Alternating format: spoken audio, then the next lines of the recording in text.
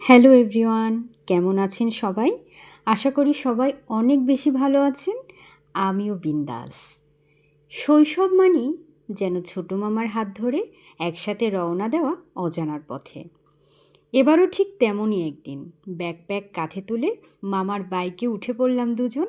গন্তব্য জানা নেই, শুধু জানা ছিল সাথে আছে ছোটো মামা, মানে অ্যাডভেঞ্চার গ্যারান্টিড।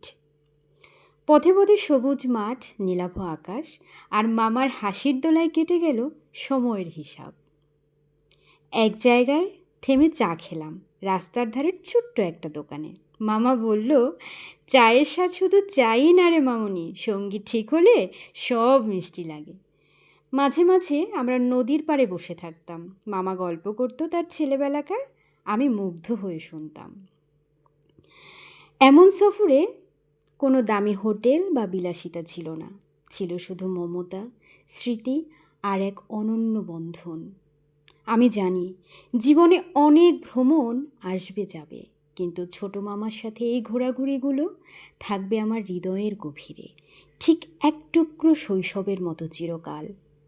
ছোটো মামা, তুমি শুধু আমার মামা নও, তুমি আমার ছুটির দিনের সূর্য, তুমি আমার ভ্রমণের প্রিয় সঙ্গী। আর এমন মুহূর্ত মনেই হয় না যে আবার পাবো কি না।